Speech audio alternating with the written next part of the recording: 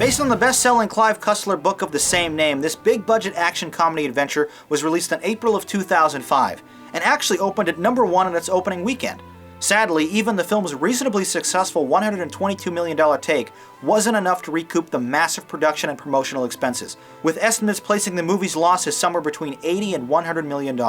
Director Breck Eisner skillfully presents an exciting and tweaked version of the classic treasure hunting experience, dazzling with exciting chase sequences, wonderful action, and some hilarious comedy, despite some drab and uninteresting visuals. Matthew McConaughey stars as the handsome, smooth-talking, and ass-kicking hero, who searches for a fabled lost Civil War ship in the middle of the African desert, while simultaneously stopping some rich white guys from polluting the region for profit and exploiting the locals.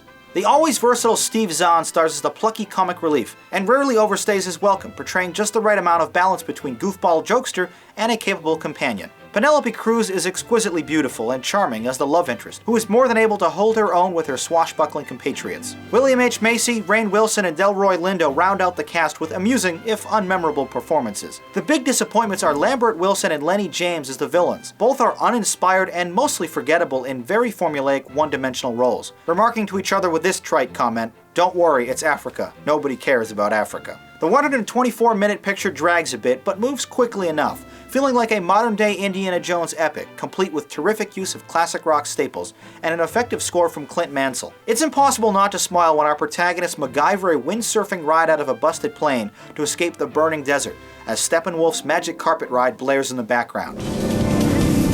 Engine 2 is out! Port them off, man! What do you want to do? I think we need to pull a Panama! Panama? A Panama? Panama? You think? Really? Yeah! Really? Somebody pick up... They're ignoring me. They're ignoring me.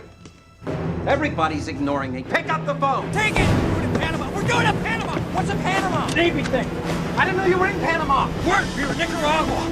Then why do you call it a Panama? We thought we were in Panama!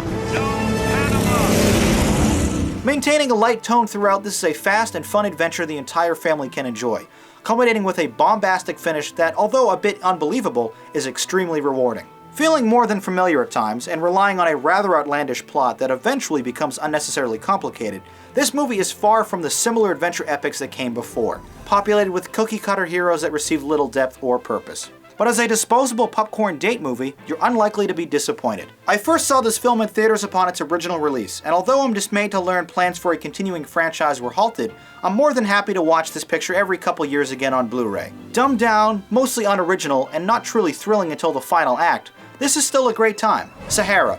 Big budget escapism, little else. Well, those are my thoughts. Now let's read some of your reviews from the YouTube comments.